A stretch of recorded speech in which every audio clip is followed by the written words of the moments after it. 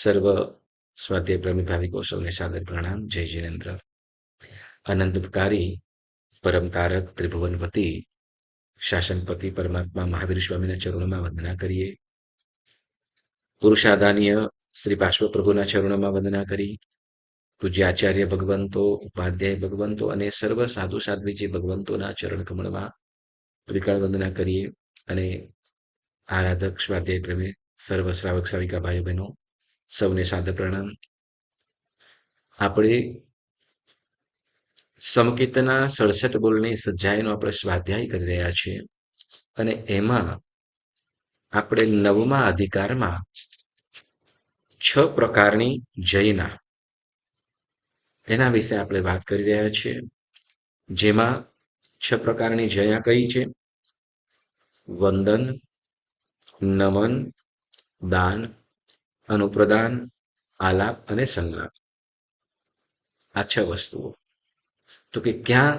તો કે જે મિથ્યાત્વીઓ છે, જે મિથ્યાત્વ ધર્મને જે મિથ્યાત્વીઓ છે ત્યાં તો કે નમન કરવું, કે વંદન કરવું, ત્યાં માથું નમાવવું, કે ત્યાં દાન કરવું, કે વારંવાર ભક્તિથી દાન કરવું, જેને અનુપ્રદાન કીધું. વળી આલાપ એટલે તો કે વગર બોલાવીએ, તેઓ બોલાવે નહીં તો છતાં પણ તેઓની સાથે બોલવું અને વારંવાર જવું આવવું બોલવું, તો એને સંલાપ કીધું. તો આ જે જયના કીધી તો કે આ 6 વસ્તુઓ જો મિથ્યાત્વીઓમાં કરવામાં આવે તો આપણને જે મોહનીય કર્મના ક્ષયોક્ષમથી પ્રાપ્ત થયેલું જે સમ્યક્ત્વ છે, અથવા રાગદ્વેષ મંદ થવાથી કે મિથ્યાત્વ મંદ પડવાથી જે કે મિથ્યાત્વ દૂર થયું અને સમ્યક્ત્વની પ્રાપ્તિ થઈ. હવે એ પ્રાપ્ત થયેલા સમ્યક્ત્વને જો સાચવીએ નહીં, જાળવીએ નહીં અને આ 6 વસ્તુઓ પણ કરતા રહીએ તો આવેલું પ્રાપ્ત થયેલું સમ્યક્ત્વ પાછું વયું પણ જાય.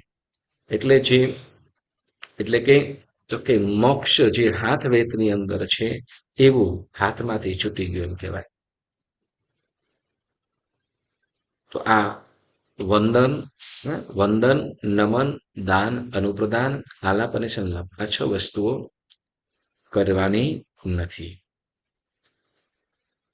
તેમાં આપણે જે નમન વંદન માટે આ 6 પ્રકારની જૈના માટે નમન વંદન માટે અહીંયા કથા આપણને કીધું છે. કથા કહી રહ્યા છે સંગ્રામસુર રાજા, સંગ્રામસુર કુમારની, જે આપણે ગઈ વખતે સાંભળી પરંતુ છતાંય સહેજ રિવાઇઝ થઈ જાય. જંબુદ્વીપની અંદર પદ્મિની ખંડ નામનું નગર, અને નગરની અંદર સુરસેન રાજા અને સુરસેન રાજાનો પુત્ર જેનું નામ છે સંગ્રામસુર. જેમ કે છે જેવો સંગ તેવો રંગ, કુમિત્રોના રવાડે ચડીને અહીં આ સંગ્રામસુર રાજકુમાર ભયંકર એવું જે અત્યંત દુઃખદાયી, જે દુર્ગતિનું કારણ બને અથવા એ વ્યસન સેવતા દુર્ગતિ તરફ જાય, નરકનું દ્વાર કહ્યું છે એવું વ્યસન એટલે શિકાર. નિર્દોષ જીવોને, નિરપરાધી જીવોને ક્રૂરપણે કોઈ પણ કારણ વગર હણી નાખવા, એવું બસ પોતાના કુતૂહલ માટે કે પોતાને મોજ શોખ માટે હાની નાખવા. તો આવી જે ક્રૂરતા અને નિષ્ઠુર પરિણામ વાળો આ સંગ્રામસુર થયો. એવા મિત્રોની સંગતે ચડેલો હતો.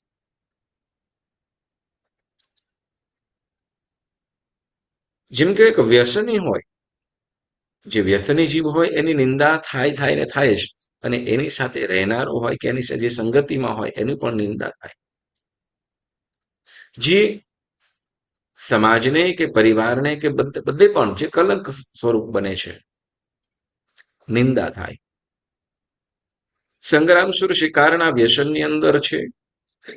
માતા પિતા સુરસેન રાજા ખૂબ સમજાવે છે, આગ્રહ ખૂબ સમજાવે છે, છતાં પણ એ વ્યસનથી એટલે શિકાર છોડવા માટે તૈયાર નથી. અંતે તો કહી દીધું કે જો તારે શિકાર ન છોડી શકે તો તારું મોડું બતાવીશ નહીં, આ નગરમાંથી ચાલ્યો જા, આ મહેલમાં કે ઘરમાં જોઈએ જ નહીં. આકરા શબ્દોની અંદર પિતાએ કહી દીધું કે આ નગરની અંદર જોઈએ જ નહીં, તારું મોડું પણ બતાવતો નહીં. અને ખરેખર વ્યસનમાં જ્યારે એવા ચૂર થઈ ગયા હોય, વ્યસનોમાં જ્યારે ચકનાચૂર થઈ ગયા હોય ત્યારે એને કાર્ય અકાર્ય, આમ તો શું છોડવા જેવું શું હતું, તો કે વ્યસન છે. જે સમાજની અંદર જે શિકારનું વ્યસન, જે નિર્દોષ, માત્ર ને માત્ર ખૂબ જ્યાં પાપ પાપ અને પાપ જ જે છે એવું વ્યસન છોડવા જેવું હતું. પરંતુ જ્યારે વ્યસનમાં ચૂર હોય તો એ કાર્ય અકાર્યને વિચારી શકતો નથી. અને એ શું તો કે શિકાર છોડવાને બદલે શું તો કે ઘર છોડીને જવાનું નક્કી કરી લીધું. ઘર મહેલ નગર છોડી રાજકુમાર છે, પરંતુ છતાં એ બધું છોડીને ક્યાં, તો બારે નગરની બારે જઈને રહેવા લાગ્યો. નગરની બારે જઈને ઘર બનાવીને ત્યાં રહેવા લાગ્યો છે. હવે તો શિકાર કરવાનો જ છે. શિકાર કરવાનો છે એટલે તો કે હવે તો કે શિકાર માટેના કૂતરાઓ વગેરે જે શિકારી કૂતરાઓ પણ તૈયાર કરેલા. કદાચ કેટલાક જીવો છે કે આમ તેમ સંતાઈ જતા હોય, ભાગી જતા હોય તો એને કેચ કરી લે, પકડી લે, એવા કૂતરાઓ પણ એવા તૈયાર કરેલા. અને શિકારથી પોતાનું આજીવન પણ ચલાવવા લાગ્યો. શિકારથી પોતાનું જીવન ગુજરાન પણ ચલાવવા લાગ્યો. અહીંયા એવો એ સંગ્રામ સુર. વ્યસન તો છે, હવે આજીવિકા બની ગઈ છે. એટલે તો કે જેમ હિંસા, પુણ્યશાળીઓ અહીંયા આપણે જીવદયાનું પાલન, નાનામાં નાના જીવોનું પણ રક્ષણ કરવાનું કીધું. આપણે જ્યારે પણ સામાયિક વગેરે સામાયિક ઔષધ આદિ કરતા હોય ત્યારે, અથવા ઉઠવા બેસતી વખતે પણ આપણે શું કહેતો કે જૈનાપૂર્વક આસન પાથરતા હોઈએ તો પણ ત્યાં બેસીને જોઈને જ કરવાનું. કોઈ પણ જીવજંતુઓની હિંસા ન થાય. આના પાછળનું કારણ શું, તો કે જો નાના નાના જીવજંતુની પણ જો રક્ષણ ન કરવામાં આવે અથવા ધ્યાન ન દેવામાં આવે તો ધીમે ધીમે આપણી આત્માની પરિણતિ છે નિષ્ઠુર બને. એટલે કે જે કરુણા ભાવ છે, દયા ભાવ છે, એ પરિણામો છે એ વયા જાય, નિષ્ઠુર પરિણતિ થઈ જાય. એટલે તો કે હિંસક પ્રવૃત્તિ આવતા વાર ન લાગે. એટલે બોલતી વખતે પણ આપણે વચનમાં પણ ક્યાંય હિંસક શબ્દ ના આવે એનું ધ્યાન રાખવાનું છે. જ્યારે આપણે કદાચ શાકભાજી વગેરે બનાવવાનું હોય, શાકભાજી વગેરે બનાવવાના હોય ત્યારે શું તો કે શાક સુધારીએ, કાપીએ શબ્દ ન બોલવાનો, પણ શું શાક સુધારીએ, બરાબર. અથવા કદાચ ફ્રૂટ હોય તો કે ફ્રૂટ સંવાર્યું કે સુધાર્યું. એટલે જે શું કહેવાય કે મારી કે કાપો શબ્દ આવો પણ આવા જે હિંસક, જેની અંદર હિંસા રહેલી છે, તો એવા શબ્દોને પણ ઉચ્ચારણમાં લેતા નથી. એટલે મન વચન કાયા ત્રણેય હિંસાનું પાલન. વચન વાચિક પણ રીતે પણ નહીં. કારણ તો કે નિષ્ઠુર પરિણામ, જેવા પ્રકારના શબ્દો થાય, જેવા પ્રકારનું ઉચ્ચારણ થાય, એવા પ્રકારનું પરિણામ પણ પરિણતિ પણ બને છે. હવે અહીંયા સંગ્રામ સુર છે અત્યંત હિંસક એવા પરિણામ વાળો બનેલો છે, પણ છતાં પણ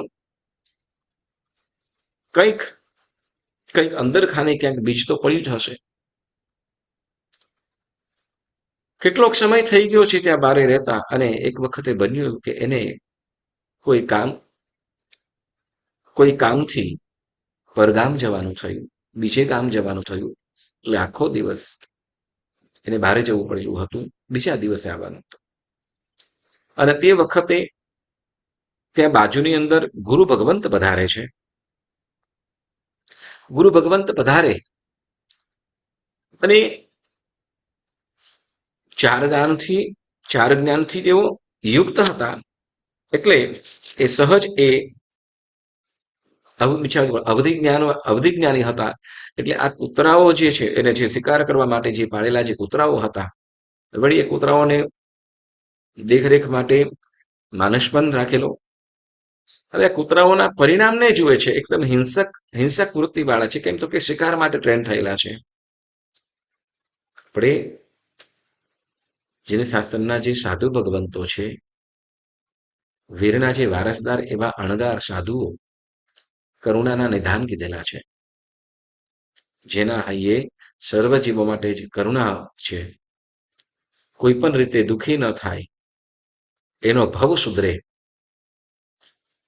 એવી હંમેશા જે પ્રવૃત્તિવાળા એવા નિસંગ નિર્મમ એવા જ્ઞાની ગુરુ ભગવંત, અવધિ જ્ઞાનથી યુક્ત એવા ગુરુ ભગવંત પધારેલા છે. બાજુમાં ઉપાશ્રય હતો ને એની બાજુમાં ઉદ્યાનની અંદર ઉતરેલા હતા, અને ત્યાં જ બાજુની અંદર આ સંગ્રામશુરનું ઘર છે, કૂતરાઓ બંધાયેલા છે, અને તે વખતે આ મનોગત એના પરિણામને જાણ્યા, અને ગુરુ ભગવંત ત્યાં આવીને આ કૂતરાઓને ધર્મ સમજાવે છે, અહિંસા ધર્મ. અહિંસા ધર્મ સંભળાવે છે. અને કૂતરાઓ હવે કૂતરાઓની ભાષાને પણ સમજતા હતા, એટલે કૂતરાઓ પણ સારી રીતે ધ્યાનથી સાંભળતા હતા, શું કહી રહ્યા છે બધું જ સાંભળતા હતા અને સમજતા પણ હતા. જેમાં અહિંસા ધર્મનું, હિંસા કરવાથી કેવા દુર્ગતિના દુઃખો ભોગવવા પડે છે, અને અહિંસાનું પાલન કરતા કેવા સુખ સૌભાગ્ય સોપાનો પ્રાપ્ત કરે છે, એની વાતો આ ગુરુ ભગવંતે આ કૂતરાઓને સંભળાવી. કીધું કે દયાનું પરિણામ કેવું છે. જીવો ઉપર કરુણા કરવાથી કે દયા કરવાથી, અભય અને અહિંસાનું પાલન કરવાથી, તો એનું જે ફળ છે એને કોઈ કહી શકતું નથી, એટલું મોટું વિશાળ ફળ છે એમ કે છે. તો એવા સુખ સૌભાગ્યને પામે છે. હવે કૂતરાઓ પણ મનોમન વિચારવા લાગ્યા કે આપણે તો જે હિંસા કરીએ છીએ, એ હિંસા તો માત્ર શું, તો કે એની પ્રેરણાથી કે એના કહેવાથી જ આપણે કરીએ છીએ. આપણને તો આ કઈ ખ્યાલ જ નથી કે હિંસા કરવાથી કે જીવને હણવાથી આટલું ભયંકર પાપ લાગે છે. એટલે કે જે પણ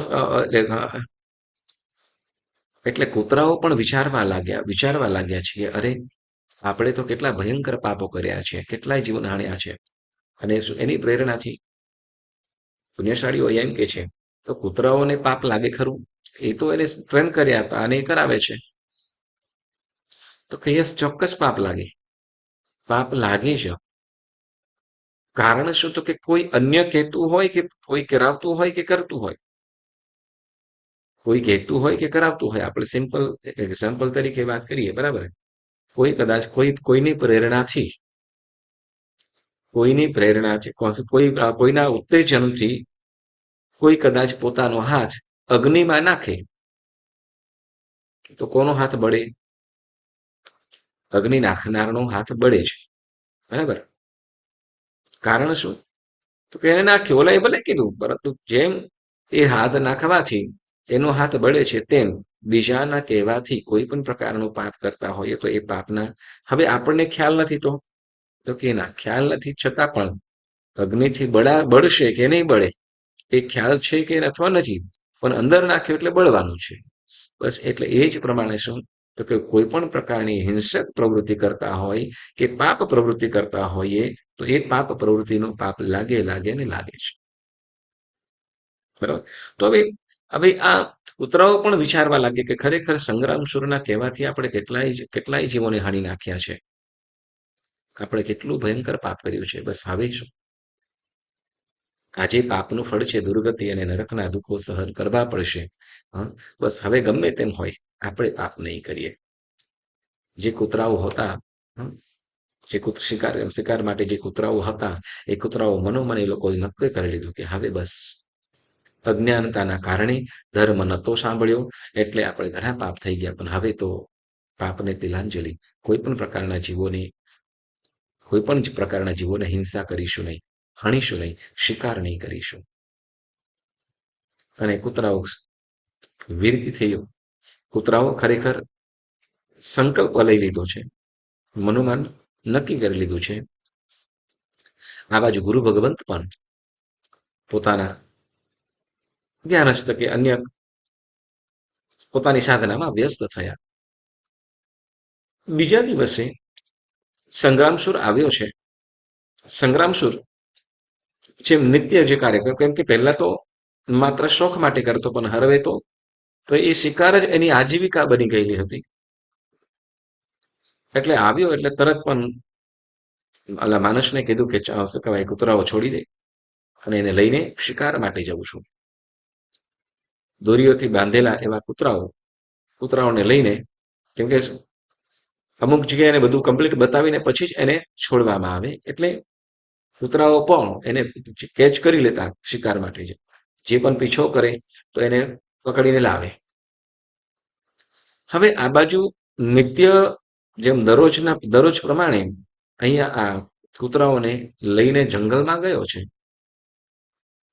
કૂતરાઓને લઈને જંગલમાં ગયેલો એવો આ સંગ્રામસુર જંગલની અંદર પહોંચેલો છે અને તે વખતે કોઈ શિકાર દેખાયો. કૂતરાઓ પણ એ સસલાને કે હરણાને જોયું. જોતાની સાથે જ શું, તરત ઓલા દોરીઓ ખોલી નાખી, જે દોરી હતી દોરી છોડી નાખી અને એની પાસે દોડવા માટે, એને શિકાર કરવાનો ઈશારો કર્યો. પણ કૂતરાઓ ત્યાંને ત્યાં જ બેઠા રહ્યા.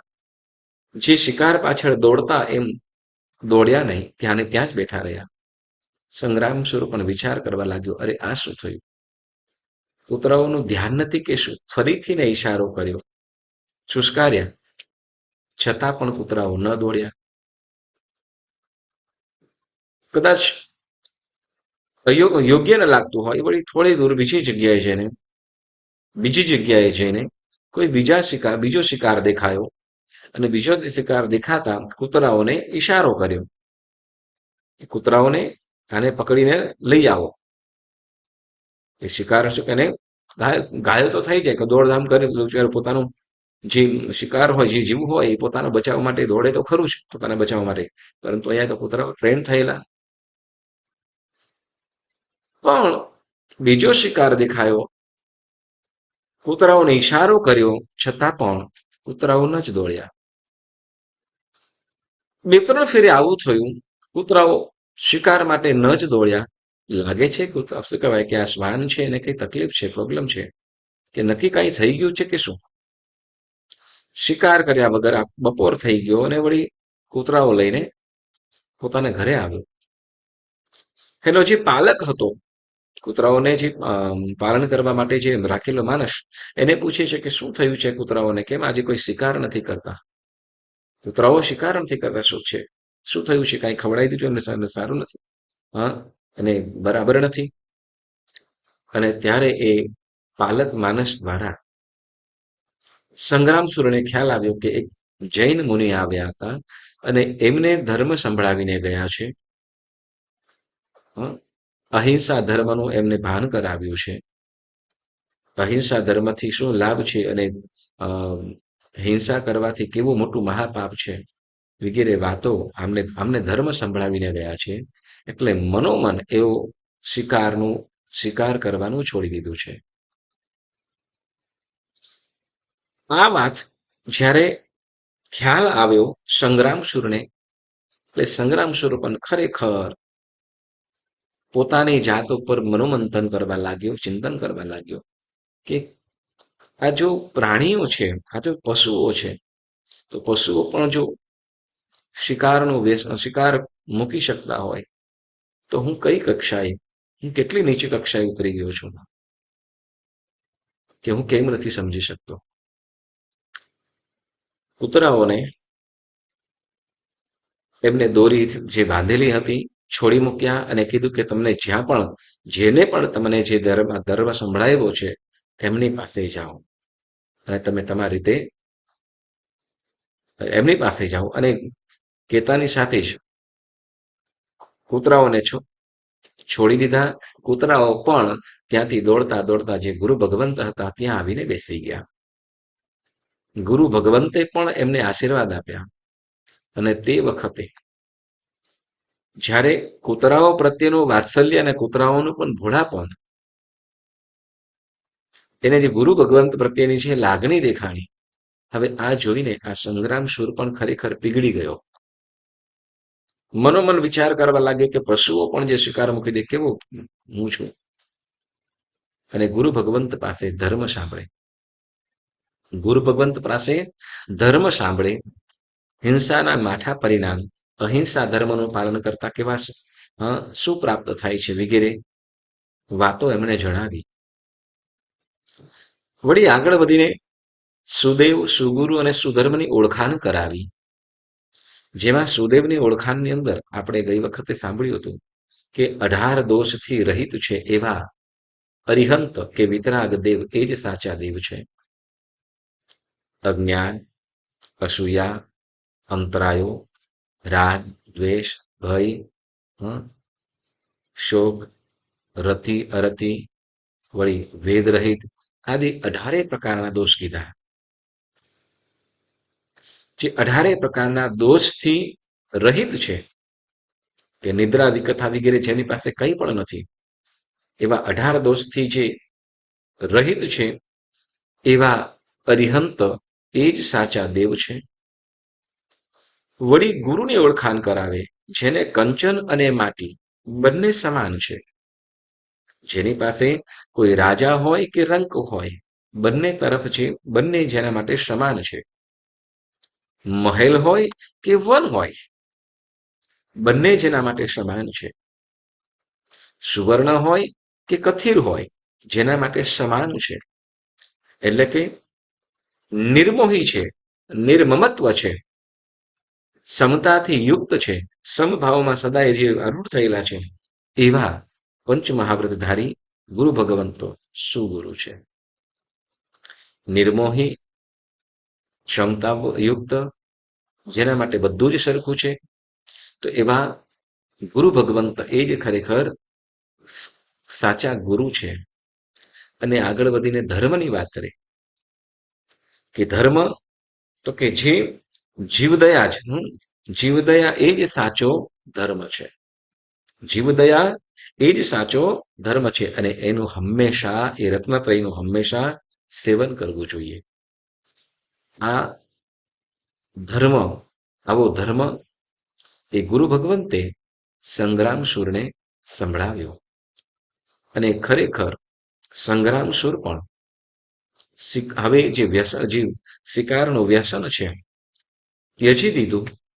જીવદયાથી યુક્ત એવા વીરતિ ધર્મનું સમ્યક્ત્વ પ્રમાણે, સમ્યક્ત્વ અનુસારે, સમ્યક પ્રકારે વ્રતોથી યુક્ત આ સંગ્રામસુર થયો અને ભલી રીતે રૂઢી રીતે ખૂબ સુંદર રીતે એ ધર્મ આરાધનામાં ઓતપ્રોત બન્યો. આરાધના શરૂ થઈ. જેમ કહેવાય ને,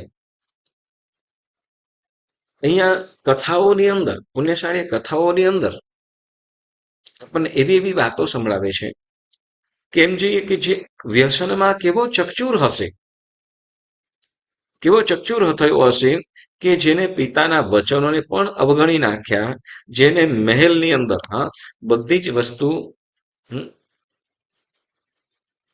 ભોજન માટે 32 જાતના પકવાનો જ્યાં હાજર થતા હોય, બરાબર, અને નોકર ચાકર દાસ દાસીઓ જેની સેવાની અંદર હોય, એવા સુખોને પણ એવા સુખો પણ જેને કંઈ ન લાગે, તો એવો જીવ વ્યસનની અંદર કેવો ચકચૂર થયો હશે. એટલે વ્યસન, એવા વ્યસન એવો થયેલો, હિંસા શિકારના વ્યસની, અને એવો જીવ પણ શું તો કે વ્યસન ત્યજીને હવે એક ધર્માત્મા બન્યો છે. વ્રતોથી યુક્ત છે, કોઈ પણ જીવને હિંસા ન કરવી. સુદેવ, સુગુરુ, સુધર્મ સિવાય બીજું કંઈ પણ નહીં. સાચા માત્ર જે અરિહંત દેવ છે એ દેવનું જ આરાધન, એ દેવનું જ સ્મરણ. કોના? તો કે જે સુગુરુ છે એવા ગુરુને જ નમન કરવાનું અને જે અહિંસા ધર્મનું સંપૂર્ણ રીતે પાલન કરવાનું. તો આવી રીતે આ સંગ્રામસુરનો સંકલ્પ થયેલો છે અને આમ ખૂબ દ્રઢ રીતે એ ધર્મનું આરાધન કરે છે. પિતાને ખ્યાલ આવ્યો કે સંગ્રામસુર જે વ્યસની થયેલો, બધા શિકારનું વ્યસન મૂકી દીધો છે, સારી રીતે ધર્મ આરાધના કરે છે અને શ્રાવક જેવું જીવન જીવી રહ્યો છે. અને ખરેખર પિતા પણ પોતાના પુત્રને રાજમહેલમાં તેડાવે રાજમહેલમાં તેડાવી અને યુવરાજ પદે પણ સ્થાપન કર્યું. યુવરાજ એટલે કે ભવિષ્યમાં રાજા થવાનો. યુવરાજ પદે સ્થાપ્યો અને એ પણ સારી રીતે યુવરાજનું કાર્ય એ પણ સારી રીતે સંભાળે છે. હવે આમ દિવસો ખૂબ જ સુંદર રીતે માતા પિતા પણ છે, માતા પિતા પણ રાજી છે, કેમ કે દીકરો સારી રીતે ધર્મ આરાધના કરે છે અને દીકરો પણ રાજી છે. કેમ શું તો કે પોતાના માતા પિતા સાથે છે અને ધર્મ પણ સકુશળતા રીતે થઈ રહ્યો છે. હવે આમ કરતા એક વખતે બન્યું એવું કે એનો કોઈ પહેલાનો મિત્ર, એનો કોઈ પહેલાનો મિત્ર જેનું નામ છે મિત્ર સાગર, એ ધન કમાવવા માટે પરગામ ગયો હશે, દેશ દરિયાઈ મુસાફરી કરીને ગયો હશે અને એ ધન કમાઈ વગેરે કમાઈ કરીને એ પહોંચે પાછો એ નગરની અંદર આવે છે. આ નગરમાં આવતા આજે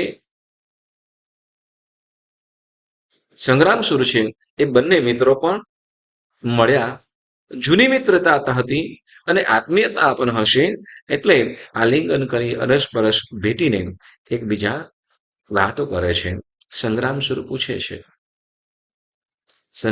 પૂછે છે કે તો તું ઘણા દેશ ફરીને આવ્યો છે, તો એ દેશમાં તો અને એ દેશો ફરતા કેટલા કૌતુકો વગેરે પણ જોયા હશે. કેમ કે ગ્રામ નગર વગેરે હોય તો ક્યાંક ને ક્યાંક નવા જૂની વગેરે પણ હોય જ, જોયું હોય તો સંગ્રામસુર કહે છે કે તે કંઈ પણ એક આમ જે આનંદકારી હોય કે કંઈક જોવા જેવું હોય, જાણવા જેવું હોય તો એ જણાવ, કે જે પછી તને આશ્ચર્ય લાગ્યું હોય કે આવું તો હોય નહીં પણ તે જોયું એવી વાત જણાવ. હવે અહીંયા મિત્ર સાગર જે મિત્ર છે એ સંગ્રામસુરને કહે છે કે મિત્ર, આમ દરિયાઈ મુસાફરી, ગ્રામનગર શું કહેવાય દેશોને દેશાંતરે જતા ફરતા ઘણી બધી વસ્તુઓ જોવા જાણવા મળી અને પણ એમાં એક આશ્ચર્યકારી જે ઘટના જોઈ એ ખરેખર તું સાવધાનીપૂર્વક સાંભળ, ખરેખર તો સાવધાનીપૂર્વક અને મનથી સાંભળ. અને તે વખતે સંગ્રામસુર પણ ધ્યાનથી સાંભળે છે અને જે સાગર મિત્ર છે એ જણાવી રહ્યો છે કે મધદરિયો છે, એમ કે આકાશની અંદર ઊંચા ઊંચા મોજા ઉછળે છે અને એવા અને મોજા ગુગવે છે, ઉછળે છે અને એવા એ સમુદ્રની અંદર અમારા વાણો જ્યારે ચાલતા હતા, બરાબર, તો એ ચાલતા ચાલતા એક ઊંચા પર્વત, હવે સમુદ્રની અંદર ઊંચો પર્વત દેખાયો અને ઊંચા પર્વતના શિખર ઉપર કલ્પવૃક્ષની ડાળી ઉપર અનેક સખીઓ સાથે ગોષ્ઠી કરતી એટલે કે વાતો કરે, ગોષ્ઠી કરવી એટલે વાતોચીતો કરતી એવી ઘણી બધી સ્ત્રીઓ. હવે એક તો શું તો કે મધદરિયાની અંદર વળી પાછો પર્વત હોય, જેને આપણે કદાચ ટાપુ કહીએ, આઈલેન્ડ કહીએ. તો એ પર્વતની અંદર જે કલ્પવૃક્ષ છે અને કલ્પવૃક્ષની જે ડાળીઓ છે, શાખાઓ છે, એ શાખાઓ ઉપર ઘણી બધી સ્ત્રીઓ, સુંદર રૂપવાળીઓ ઘણી બધી સ્ત્રીઓ બેઠેલી છે અને એ સ્ત્રીઓમાં પણ જેમ શું આભૂષણોમાં જેમ તિલકયુક્ત, જેમ તિલક સમાન, એટલે કે આભરણોથી એટલે સર્વ સ્ત્રીઓમાં પણ તિલકભૂત સુંદરી એમ કે, એટલે બધાની અંદર પણ જેમ તિલક હોય, આપણે મુખમંડળ ઉપર ગમે એટલા આભૂષણો પહેર્યા હોય, કદાચ કાનમાં કુંડલ પહેર્યા હોય કે ઉપર નાખ્યું હોય, પણ જેમ તિલડી જેમ શોભતી હોય, એટલે કે તિલક સમાન શું કે છે કે એવી સુંદર સ્ત્રી અને એમાં પણ આભૂષણોથી સુશોભિત દેહવાળી, એટલે અત્યંત રૂપાળી છે અને પછી તો કે શરીરના અંગોપાંગથી સુશોભિત એવી કન્યા, અને એમાં વીણા વગાડતી એક તરુણી જોઈ. મધદરિયાની અંદર સ્ત્રીઓ ઘણી બધી છે અને સ્ત્રીઓની અંદર બધી રૂપાળી છે, પણ એમાં પણ અત્યંત રૂપવાન અને એ ત્યાં વીણા વગાડતી એવી તરુણી એટલે જુવાન સ્ત્રી જોઈ. જુવાન ત્યાં તરુણી જોઈએ અને આ જોયું. આ જ્યારે જોયું, આ શું કહેવાય કે દરિયાની અંદર આવું આવું કેવી રીતે બની શકે? કદાચ નજીકથી જોઈએ અથવા કદાચ કઈ મદદની જરૂર હોય, કદાચ કે આવા મધદરિયાની અંદર બીજું કોઈ છે નહીં ને આ સ્ત્રીઓ બેઠી છે. હા, તો ત્યાં એ તરફ અમે અમારા વહાણો એ તરફ એ પર્વત તરફ લઈ ગયા. એ પર્વત તરફ અમે લઈ ગયા અને તે વખતે એ અમારા વાહનો નજીકથી જોઈએ અથવા કદાચ કંઈ ફસાઈ આવી ગયેલો હોય તો એની મદદ કરી શકીએ. પણ એવું તો લાગે નહીં. કેમ શું કે એક તો બધા વાતો કરે છે, ગોષ્ઠી કરે છે. જો મદદ કરવાનું હોય તો કોઈ મદદ વગેરે માંગે. હા, તો કે નજીક આવવા માટેના ગમે તે શું કે સિગ્નલ જે નિશાનીઓ કે ઝંડો વગેરે કરીને એ કરે. પણ એવું કાંઈ હતું નહીં. બધી જ સ્ત્રીઓ કેવું તો કે આનંદમાં હતી, મોજમાં હતી. હવે આવું જોયું એટલે એ તરફ કોણ છે, શું છે એ જાણવાની ઉત્સુકતાથી અમે એ તરફ અમારા વહાણો હકાલ્યા. એ વહાણો એ તરફ ખલાસીઓને કે એ બાજુ તરફ લઈ ગયા. પણ ત્યારે નજીક પહોંચતા વહાણો જ્યારે નજીક પહોંચ્યા તો એટલામાં બધી જ સ્ત્રીઓ શું તો કે જે કલ્પવૃક્ષ હતું એ કલ્પવૃક્ષ સાથે દરિયાની અંદર જંપાપાત કરી દીધો. હવે જે એ તરફ વાણો ગયા અને વાણો પહોંચતા એ બધી જ કન્યાઓ શું કર્યું છે તો કે કલ્પવૃક્ષ સાથે એ દરિયાની અંદર જંપાપાત કરી દીધો. એટલે પછી આ જંપાપાત કરી દીધો. હવે તો કે નક્કી શું એટલે પછી અમે ત્યાંથી ના પાછા વળ્યા અને આ બાજુ આ દેશ તરફ આવ્યા છીએ. આ વાત સંગ્રામ સુરે કાન દઈને સાંભળી. હવે આ કહે છે કે આ કૌતુક જોઈને એ મિત્ર બોલો સાગર મિત્ર કહે છે કે મિત્ર આ કૌતુક જોઈને અમે આવ્યા છીએ. હા, એટલે આ શું કહેવાય કે આ સાંભળીને એટલે હવે શું તો કે યુવાન સ્ત્રી, હવે આ બાજુ સંગ્રામ સુર છે એ પણ શું તો કે યુવાવસ્થાએ છે અને કામદેવ સરખો રૂપાળો છે. કામદેવ સરખો રૂપાળો છે અને હવે જ્યારે વાત કરી, વાત સાંભળી કે આ રીતે ત્યાં સ્ત્રીઓ છે, તરુણી છે અને આશ્ચર્યજનક છે કે ત્યાં નજીક ગયા ને એ લોકો દરિયાની અંદર વૃક્ષ સાથે જંપાપાત કર્યો. એટલે એમને એ જે સ્ત્રીને મેળવવાનો ઉત્સુક આ સંગ્રામ શરૂ થયો. હવે સંગ્રામ શરૂ તે સ્ત્રીને મેળવવાનો અભિલાષો એવો પોતાના મિત્રને કહ્યું કે એ સ્ત્રી મને દેખાડ. તે એ સ્ત્રી જે તમે જંપાપાત કરી છે એ સ્ત્રીઓ મને દેખાડ. અને ત્યારે સાગર મિત્ર કહ્યું, હા, પેલો મિત્ર કે છે મિત્રને કે છે મિત્ર હવે મિત્ર હતો એટલે મિત્ર સહજ તો કે મિત્ર મદદ કરે. પણ આ બાજુ જવા માટે, હવે ત્યાં જવા માટે જે સંગ્રામ સુરના જે પિતા છે સુરસેન રાજા ના પાડે છે, મનાઈ કરે છે. કઈ હોનારત પણ બની શકે, કોણ હશે શું હશે ખ્યાલ નહીં. પિતા મનાઈ કરે છે પરંતુ છતાંય અને સાથે સગા સંબંધીઓ વગેરે છે એ લોકો પણ ના પાડે, પરંતુ છતાં પણ અહીંયા સંગ્રામસુર પોતાના મિત્ર સહિત ત્યાં જઈએ છે, દેશાંતરે જઈએ છે. વળી આમ જઈએ તો શું કહેવાય માલમત્તા વગેરે ભરીને એટલે કદાચ એનાથી આગળ જઈએ તો ધન વગેરે પણ કમાઈ શકાય. એટલે માલમત્તા વગેરે ભરીને આ સંગ્રામસુર અને ઓલા સાગર મિત્ર સહિત એ જે જગ્યા તરફ હતી, આ જે જગ્યા ઉપર જે જંપાપાત કર્યો હતો ઓલી જે તરુણીઓ, તો એ સ્થાન તરફ ગયા. સ્થાન તરફ ત્યાં જાય છે એ તરફ અને દૂરથી ફરીથીને પણ આ પર્વત દેખાયો. પર્વત ઉપર દેખાય છે અને ત્યાં એ કલ્પવૃક્ષની શાખા ઉપર, ડાળી ઉપર ત્યાં પલંગ પણ છે. એ પલંગ ઉપર આ તરુણી સૂતી છે. આજુ તરુણી ત્યાં એ પલંગ ઉપર બેસીને વીણા વાદન કરી રહી છે, વીણા વગાડી રહી છે. આજુબાજુની અંદર સખીઓ પણ બેઠેલી છે. અને આમ કરતા આવી એટલે વીણા વગાડતી એવી તરુણી આ સંગ્રામસુરના જોવામાં આવી. વળી સાથે સાથે જે સંગ્રામસુર છે, સંગ્રામસુર જે ઓલી તરુણી હતી, જે કન્યા હતી, એના જોવામાં આ સંગ્રામસુર આવ્યો. સંગ્રામસુર રૂપાળો કામદેવ સરખો હતો, એટલે એના તરફ આ જે રૂપાળી સ્ત્રી છે, જે તરુણી છે, એ પણ આકર્ષાઈ. આમ કરતા હવે જ્યારે સંગ્રામસુર ત્યાં એ જગ્યાએ પહોંચે અને તે વખતે પૂર્વની જેમ જ આ તરુણીઓ, જે તરુણી છે, જે કન્યા છે, એ અને એની જે સખીઓ હતી, એ બધી કલ્પવૃક્ષ સહિત ફરીથી દરિયામાં જંપાપાત કર્યો. દરિયામાં જંપાપાત કર્યો અને જંપાપાત કરતા બધે દેખાતે બંધ થઈ ગઈ.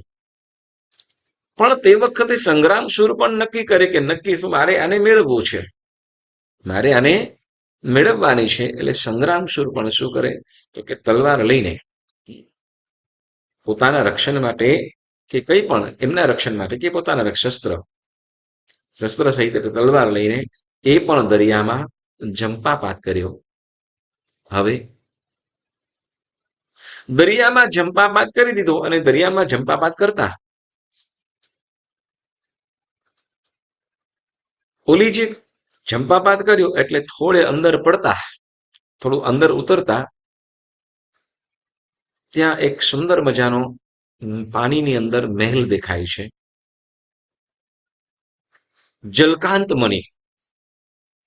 જલકાંત મણિના પ્રભાવે આ જે સંગ્રામસુરને આ મહેલ દેખાયો અને એ વિચારવા લાગ્યો.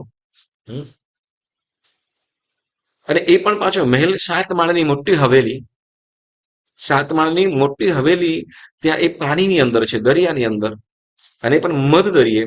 હવે આ સંગ્રામસુર એ પણ વિચારવા લાગ્યો કે આવું કેવી રીતે શક્ય બની શકે કે આવો મોટો મહેલ પાણીની અંદર હોય અને પાણીની અંદર અને પછી પાણી પાછું દૂર દૂર. સંગ્રામસુર ત્યાં પહોંચે. હવે જલકાંત મણિના પ્રભાવે ઓલું છે કે પાણી દૂર હતું અને ત્યાં ઉતરીને એ પગથિયા સીડીઓ, જેમ આપણે દાદરા ઉતરીને ચડીને જેમ આવીએ જઈએ, તો એમ અહીંયા 7મા માળથી એ નીચે 1 2 3 એમ કરતા ઉપરથી નીચે ક્યાં તો કે જે નીચે ઉતરે છે. આ બધું પાણીની અંદર છે. હવે પાણીની અંદર આ જલકાંત મણિના પ્રભાવે એ કંઈ પણ ત્યાં થતું નથી, પાણી પણ જગ્યા આપી દીધેલી છે.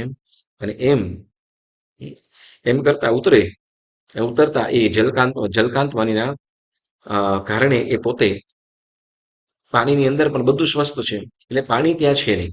આમ જોઈએ તો પાણીમાં છે, પણ પાણીની અંદર જેમ આપણે ને સબમરીન કેવું હોય, પાણીની અંદર છે, પણ અંદર પછી તો કે અંદર તો બધી વ્યવસ્થા છે. બસ એ પ્રમાણે એના જેવું. તો એના જેવું એ જલકાંત મણિના કારણે પ્રભાવે ત્યાં કંઈ થતું નથી અને આગળ વધે છે. ઉપરથી નીચે ઉતરે અને જ્યાં જે ઓલી કન્યાઓ છે, એમાંની જે મુખ્ય જે તરુણી હતી, જે વીણા વાદન કરતી હતી, તો એ વીણા વાદન કરતી એ તરુણી એ ત્યાં એને સુતેલી જોવામાં આવી. સંગ્રામસુરના જોવામાં આવી કે જે બેડ ઉપર સૂતી છે, ચાદર ઓઢેલી છે અને સૂતેલી એવી કન્યા. અને ત્યાં આ સંગ્રામસુર પણ ત્યાં પહોંચે છે. સંગ્રામસુર ત્યાં પહોંચે અને તે વખતે હળવેકથી તેની ચાદર પણ ખોલે અને ચાદર ઉઘાડે. અને તે વખતે આ જે તરુણી છે, જે કન્યા છે, એ પણ બેઠી થઈ અને સંગ્રામસુરને જોઈ રહી છે. સંગ્રામસુર એને જોઈ રહ્યો છે. પરસ્પરસ વાર્તાલાપ થાય, પરિચય પૂછે. તરુણી, તમે કોણ છો? તમારો પરિચય આપો. પણ એ પરિચય આપે એના પહેલા સંગ્રામસુર પૂછે છે કે આવું આશ્ચર્યજનક કેવી રીતે? દેવી તમે કોણ છો? તમે કોણ છો? આવું આશ્ચર્યજનક જે અશક્ય જેવું દેખાય આ કેવી રીતે બને? તમે કોણ છો? પરિચય પૂછે અને ત્યારે ઓલી જે તરુણી છે કે શું તો કે હે આર્યપુત્ર, હે આર્યપુત્ર શું કીધું કે ભરત ક્ષેત્રના વૈતાઢ્ય પર્વત ઉપર, ભરત ક્ષેત્રના જે વૈતાઢ્ય પર્વત ઉપર દક્ષિણ દિશાની શ્રેણીમાં, એટલે આપણે લઘુ સંગ્રહની અંદર આવે કે આપણે ભરત ક્ષેત્રના છ ખંડ છે, બરાબર ને? એ છ ખંડની અંદર વચ્ચે જે પર્વત એક આવે છે તો એને વૈતાઢ્ય પર્વત કહેવામાં આવેલો છે. તો એ વૈતાઢ્ય પર્વત ઉપર દક્ષિણ દિશામાં એટલે આપણી સાઈડે તો એ રથનુપુર નગર છે. હા, રથનુપુર ચક્રવાલ નગરનો રથનુપુર ચક્રવાલ નગરના સ્વામી એટલે કે રાજા વિદ્યુતપ્રભ નામના વિદ્યાધરની, ત્યાં જે મનુષ્યો રહે છે વૈતાઢ્ય પર્વત ઉપર, તો એ બધા વિદ્યાધર છે. વૈતાઢ્ય પર્વત ઉપર બે મેખલાઓ છે. તો એક પહેલી મેખલા નીચેની મેખલા છે તેમાં વિદ્યાધર છે અને એનાથી ઉપરની જે મેખલા છે તો ત્યાં દેવો રહે છે, તિર્યંજન જાતિના દેવો. હવે આ એ રથનુપુર ચક્રવાલ નગરના જે સ્વામી વિદ્યુતપ્રભ અને એ વિદ્યુતપ્રભ વિદ્યાધરની મણિમંજરી નામની હું પુત્રી છું. એટલે કે કોણ છું તો કે વિદ્યાધરની મણિમંજરી છું અને વિદ્યુતપ્રભ નામના વિદ્યાધરની પુત્રી છું. જ્યારે હવે જણાવી રહી કે હું જ્યારે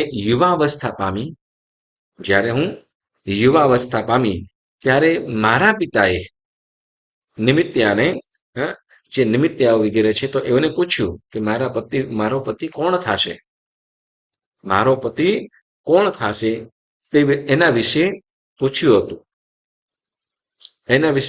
હતું અને ત્યારે તે નિમિત્યાએ કહેલું હતું, ત્યારે તે નિમિત્યાએ કહ્યું કે દરિયામાં તમારી કન્યા નિવાસ કરશે, તમારી કન્યા દરિયામાં નિવાસ કરશે અને ત્યાંના પર્વતના શિખર ઉપર કલ્પવૃક્ષની શાખા ઉપરના એટલે કલ્પવૃક્ષની ડાળ ઉપર પલંગ ઉપર બેઠેલી વીણા વગાડતી હશે અને ત્યારે તેને યોગ્ય તેની પાછળ દરિયામાં જે જંપાપાત કરશે, તેની પાછળ જંપાપાત કરનાર સુરસેન રાજાનો પુત્ર સંગ્રામસુર તેનો પતિ થશે. હવે અહીંયા કોણ છે, કેવી રીતે થશે એ બધું જ નિમિત્ત જાણકારો છે એ કહ્યું. તમારી દીકરી દરિયામાં રહેલા પર્વત ઉપર અને એમાં પણ કલ્પવૃક્ષની ડાળી ઉપર પલંગ ઉપર બેસીને ત્યાં વીણા વગાડતી હશે. આ જોઈને એના તરફ આવેલો જે રાજકુમાર, જે સુરસેન રાજાનો પુત્ર સંગ્રામસુર, એની પાછળ એ જંપાપાત કરશે. કોણ તો કે મણિમંજરી જ્યારે જંપાપાત કરશે તો એની પાછળ આ સંગ્રામસુર છે એ પણ જંજાપાત કરશે. એવો એ સંગ્રામસુર આ તમારી દીકરીનો પતિ થશે. આ વાત નિમિત્યાએ કહ્યું હતું અને એના માટે હું ઘણા સમયથી આ પર્વત ઉપર એટલે દરિયામાં પર્વત ઉપર કલ્પવૃક્ષની એ ડાળી ઉપર બેસીને વીણા વગાડું છું અને કદાચ કોઈ વાણો વગેરે નજીક, હવે દરિયાની અંદર છે એટલે વાણથી જ જઈ શકાય, તો એવું કોઈ આવે છે તો જ્યારે વાણ વગેરે આવે છે, હવે નિશાને વગેરે કંઈ છે નહીં, તો જ્યારે નજીક આવે છે ત્યારે તો એમને જોઈને શું કરું છું, અમે જંપાપાત કરીએ છીએ. તો જંપાપાત કરીએ તો અત્યાર સુધીમાં તો કોઈ જંપાપાત કર્યો નથી, પરંતુ આ તમે આવ્યા છો એટલે એનાથી હું જાણું છું, એમ માનું છું કે તમે જ સંગ્રામસુર હોઈ શકો છો, બરાબર. એટલે જ્યારે આવી વાત સાંભળી, આવી જે વાત આ મણિમંજરીના મુખેથી સાંભળી એટલે સંગ્રામસુર પણ ખરેખર શું એટલે ખ્યાલ આવી ગયો કે મની મંજરીને તો પાક્કો ખ્યાલ આવી ગયો કે મારી પાછળ જંપાપાત કરનાર કોણ હશે, તો કે સુરસેન રાજાનો પુત્ર રાજકુમાર સંગ્રામસુર. એટલે જંપાપાત પણ કર્યો અને પોતાની પાસે પણ પહોંચી આવ્યો છે. એટલે એને પાક્કી ખાતરી થઈ ગઈ કોણ, તો કે આ કોણ છે, સંગ્રામસુર. એટલે હવે અહીંયા પરિચય સંગ્રામસુરને કઈ પરિચય આપવાની વાત રહી નહીં. હવે આમ કરતા બંને પરસ્પર સ્નેહવાળા થયા. બંને પણ પરસ્પર સ્નેહવાળા થયા અને ત્યાં બંનેનો વાર્તાલાપ ચાલે છે. હવે અહીંયા બને એવું કે જ્યારે કોઈ સારું કાર્ય થતું હોય મતલબ કે કંઈ પણ શુભ થતું હોય તો તે જેની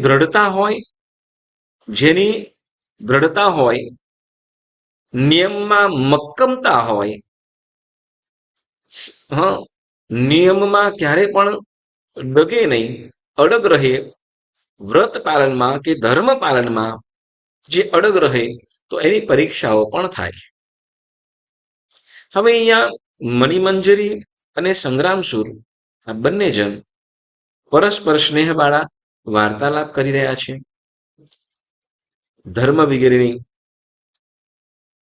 કેવી રીતે આવવાનું થયું વગેરે પણ વાતો આ સંગ્રામસુર જે પોતાના મિત્ર વડે આની જોવામાં આવી અને એ મિત્રની સાથે આવ્યો છે વગેરે એને જાણ્યું. હવે મિત્ર તો તે વખતે સંગ્રામસુરનું શું થયું, તો હવે અંદર જંપાપાત કરી, મિત્ર તો ના પાડી કે હવે અંદરથી પાછું કોણ આવશે, શું થયું હશે ખબર નહીં. એટલે એ તો પોતે જે પણ થાય પણ પોતે વાહનો સહિત પાછા વળેલા. હવે અહીંયા અરસપરસની વાતો ચાલે છે, સ્નેહથી યુક્ત પ્રેમસભર વાતો ચાલે છે. અને આ બાજુ બને એવું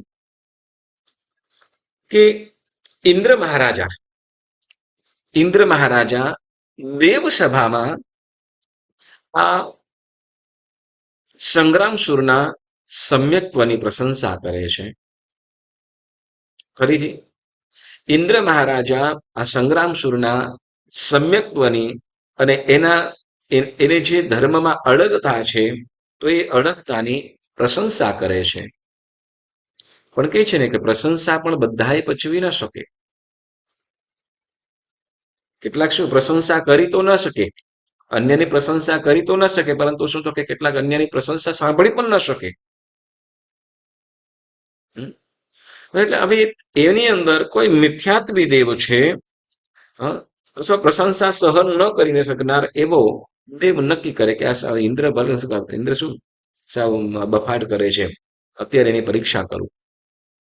એટલે પ્રશંસા ન સાંભળી શકનાર એવો દેવ અહીં સારી રીતે સ્નેહસભર વાતો થઈ રહી છે અને ત્યાં એમની પરીક્ષા કરવા માટે આવે છે, સંગ્રામસુરની પરીક્ષા કરવા માટે.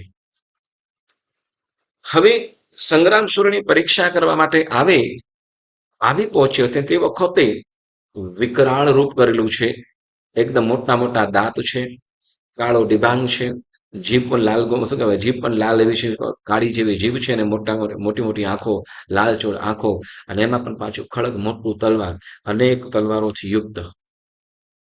એક જ તલવાર પણ જેને જેમ શું કહેવાય કરવત હોય ને એ ટાઈપનું, પણ એમાં આકાર તલવારો જેવો એવો લઈને એ દેવ વિકરાળ રૂપ કરીને, ભયંકર બિહામણું રૂપ કરીને આવ્યો છે. અને આવીને સંગ્રામસુર જેવો એ આવે એવું હાસ્ય કરે, એટલે તરત પેલો સંગ્રામસુર છે અને મણિમંજરી છે એ પણ ઊભા થઈ ગયા છે.